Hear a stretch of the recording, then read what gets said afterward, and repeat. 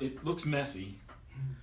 My name's Mike Kitko, by the way. I know. It's good. Mike Kitko's coaching is on the top of the board, so there are no accidents. MikeKitko.com. A shameless plug. Your experiences. Sean Brady, you're awesome. Your experiences become beliefs. Mm-hmm. Your beliefs become your thoughts. Your thoughts become your feelings. Your feelings become action or inaction. Your action or inaction becomes your character, and your character becomes your outcome. Mm-hmm. Some people live, and I say this, and people shudder when they hear this. Some people love their pain more than they love happiness. They're holding on to their story, they're holding on to their grief, they're holding on to their anger, their pain, their trauma, and they won't release it because it's their identity. So they won't let it go. But there's beliefs that are formed because of those, right? Mm-hmm. When I walk out of this door, I'm going to get hit, right? Somebody's going to hurt me, somebody's going to traumatize me. So that creates thoughts, which creates feelings of anxiety and pain, which creates inaction. Inaction breeds somebody who doesn't do anything with their life, and they get nothing, right? Or you have somebody who experiences trauma that says, that shit's over. Experience it, right? It's done. It's gone, right? Today's a different day. They start to work on their belief system, which is subconscious, right? Right. Belief system, subconscious. They start to release their belief system and change it. Hey, that was my dad that did that. That's not society. That was just my dad, one person. So now their belief system starts to change, which changes their thoughts. Hey, when I meet somebody cool, I can hang out. They're not going to hurt me. Trust goes in there. Which means now I'm starting to feel better about society and about life, which means I'm more apt to take action because I trust people more, which means my character shows that I'm trusting and I'm engaging and I'm loving and I'm outgoing, which is going to change my outcome because you guys are standing here with me. Or my outcome. So you're changing my outcome today. But the whole point is now I'm changing my outcome because that guy a year and a half ago that was living in the past wouldn't have been here with you guys. You wouldn't have wanted me around. Right. Well, you wouldn't have been here because like attracts likes, and that's not where we were. But even if I was in this building, right? Yeah, that's exactly right. We were talking about that earlier. But even in this building, you guys would have been with me 5 minutes, and you wouldn't have, subconsciously or consciously, you would have been like, this guy makes me uncomfortable. I'm out. He has nothing to offer me, right? It's so funny that and it's not happening by chance.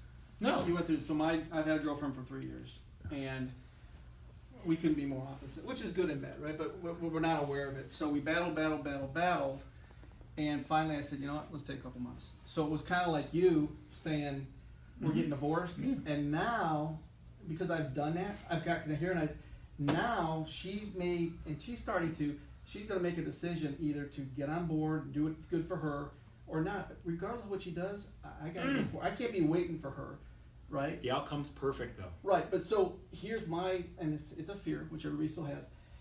I kind of want to be with her, right? So I want her to get this sooner, but I can't make her do anything, right? It's like you said. You can't. That's what you say. The business leaders and managers want to jump right above the line. Yep. They don't want to focus on the mind, body, and spirit. Right? They were good salespeople, right? Right. They know what to do.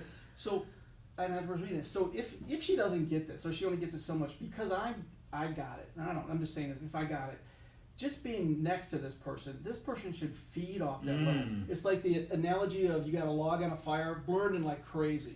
Me getting it. You throw another log next to it that's not lit, eventually this is going to get lit. Yeah. So even by association, there's going to be some benefit, right? Yep. That log story really hit with me. The best thing that happened to me is when I started working on myself and really focusing down here, all the toxic people in my life scattered. They don't want to be around you, man. No. They don't want anything to do with me. Like attracts like. At that point, they're looking to me or like repel something that's not like you. No, they love living in the darkness, man. Yeah. They believe their ego. Right. The darkness is a known thing for them. Yep.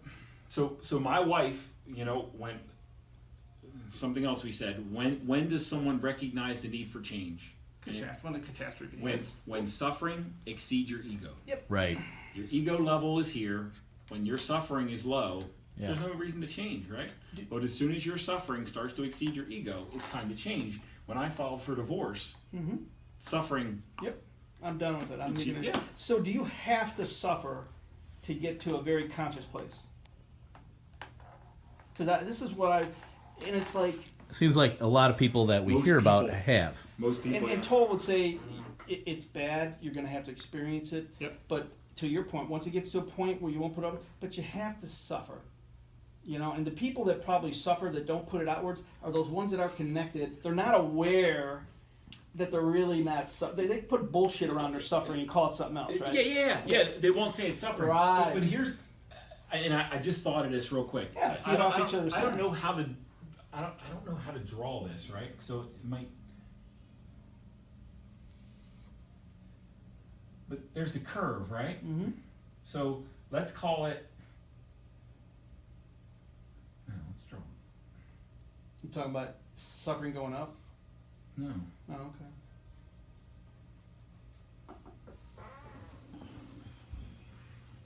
Ah, cool. Very cool.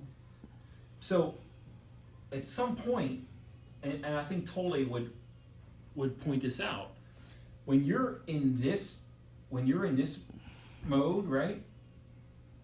We could even draw this flatter. So the suffering is increasing on the horizontal. You're not conscious at all. Your suffering starts to increase. Mm-hmm. As your suffering increases, it's probably even steeper than that, man. Mm-hmm. Because in my journey, at least, and in what I've seen, is I was riding as my suffering increased. My consciousness wasn't increasing. No, that's bad. But I hit this point Yeah. where I said, fuck this. This is bullshit. And my consciousness started increasing quickly. Yeah. And as my consciousness increased, my suffering stopped, right? Because it's not that the bad things stopped happening to me. It's that How you're dealing with it now. I had no attachment to it. And my interpretation of the bad things completely changed. The cold shower wasn't suffering anymore. It was a method, right? It was serving. It used to be suffering. Now it's service. Now it's something that I'm using. That's why people walk on hot coals, right? Yeah. Because it serves them. Yeah, but they also have to. Yeah. Nope. And so here's what I went through, and I think some people do.